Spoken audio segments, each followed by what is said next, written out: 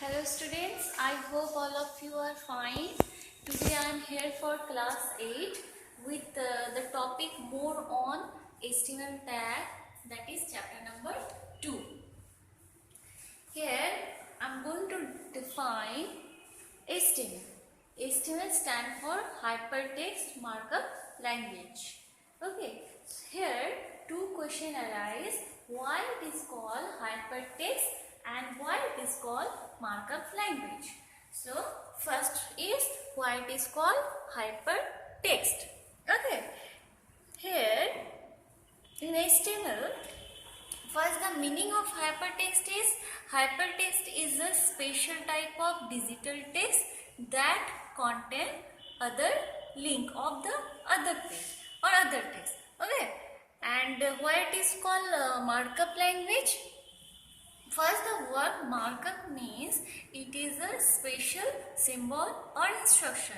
Okay, and why it is called markup language? Because whatever we use in HTML, it is specially marked up. Okay, like if you want your text as bold, then that time you have to use big tag. Now, question is, what is tag? The text, okay, the text that you mention within this angular bracket, open angular bracket and close angular bracket. Whatever you will write in this bracket, okay, that is called tag. Text, sorry, that is called tag. Here, suppose HTML I have written in this angular and closing bracket, so here it is what? It is HTML tag. Okay.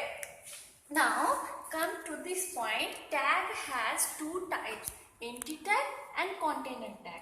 Okay. So what is empty tag? The tag that is started, the tag which we will start, but no need to close it. Okay. That is called empty tag, like BR tag. Okay. This tag need not to be closed. Okay, and what is container tag? The tag which contains both on tag and off tag, that tag is called container tag. Like HTML. HTML, whenever you will start, you have to close it with this closing tag. This is called our closing tag. Okay, by using this symbol, you have to close any tag. Now, I am going to give you an example. Suppose in our web page, you want to give the title of the web page, that is my page. Okay, whenever you will start your HTML program, you have to define it by HTML tag. Here I have started the HTML tag. Then you have to define what? The title of the web page. So you have to define the title within the head tag. Okay, so head tag, then title tag you have to use, and then your title, I have written here my page. This one will be the title of the web page and it will be shown in the web page. You can see the diagram there. I have written everything. This will be the title of the web page. Okay, and this portion, hello, I am a student of SVA, thank you. This portion will be the body of the web page. Okay, now come to the code. So, my page I have written as a title, then close it with title tag and closing head tag. Okay, now next is what? Now it is time to define our body tag. So, here I have written here what? Body tag I have started. Okay, after body tag, I am going to define here base font. What is base font? Base font will be the font what you want throughout the page. Means in the same page, font will be remain same. Okay, base font.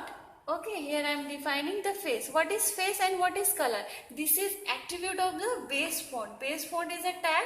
Okay, base font is a tag where face and color, these are the attributes. You can here mention, you can here add the size also. Okay, so here face is what? Arial, and color is what? Green. So this face and the font face and color will be green of the whole page. Okay, then I have written here example hello.